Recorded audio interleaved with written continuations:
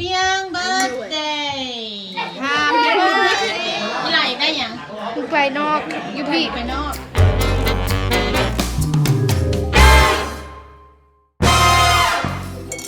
Today is Biang birthday Happy birthday to you We're going to all the parties Bye, take a picture with you and then ไปใส่รับอันนี้เงินโอ้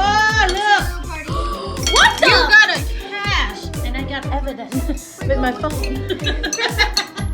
เบิกเสียมาให้ก่อนจะได้ให้ Hey your grandma gonna give you more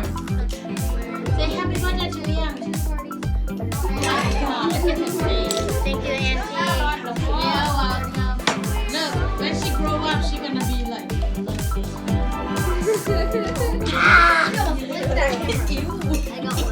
Ow I'm not like She got 14 You want the 14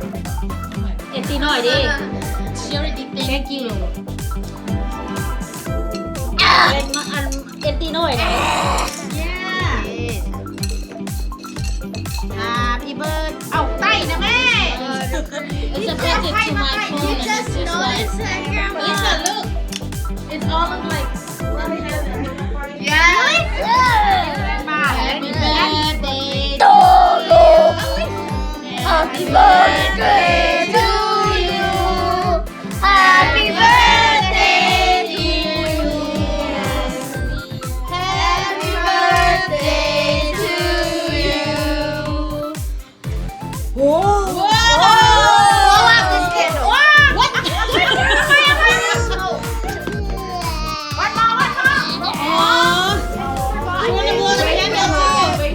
Wait for grandma Wait for grandma Why are you waving here? Okay Ow. Here's your turn Here's your turn Yay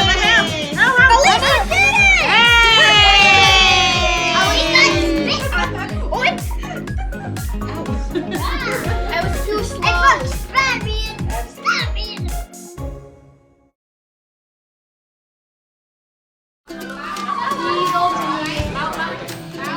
เจ้าของวันเกิดนะเจ้าของวันนี้เขาแลนด์หนี เอาแห้งเอาแห้งแห้งหม้อโอ้ยเขียวเดียวเนี่ยปลาเห็ดซอยมาเอเว่นเอาให้เอเว่นเอาไปอีกเอาเอเว่นเอาเอเว่นเอาไปลองนี่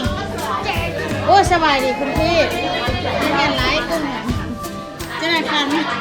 The infinity going. No what's that The infinity going. Wait.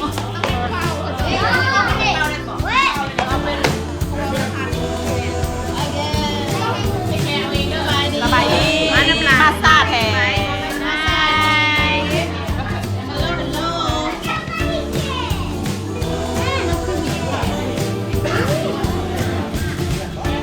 เจ้าของวันเกิดที่คุณเห็น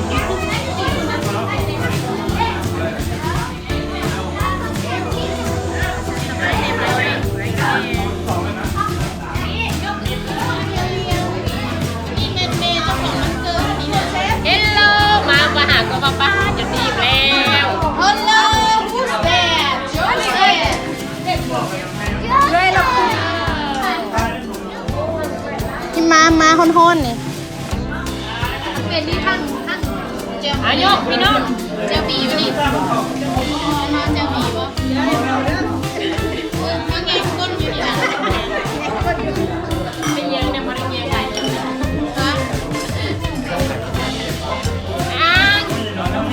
หักเสมอโอ้ยบอก บอกเส้น สบายดี ไปต้องไม่ นี่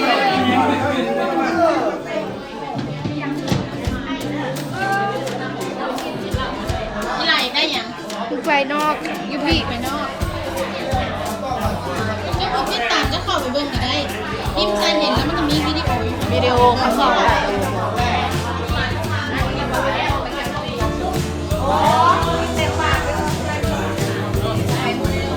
ปคนงานคนแรกสิโหลดลงโซเชียลมี เอาคนมันอย่างสิก็ติดตามเอง คนบางกอกอย่างนี้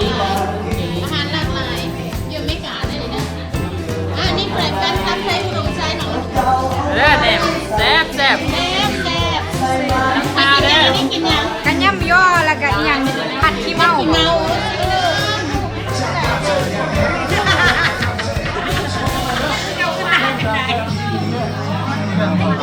แค่บอกกันใหม่โอเค ขอขอบใจสำหรับการกดติดตามกดไลค์กดแชร์ซ่องน้อยบีกเนาะและสปอนเซอร์หลักก็คือ Valenta Slim Rose Optimum Coffee เนาะผู้ใดอยากได้แท็กมาเด้อ Thank you for watching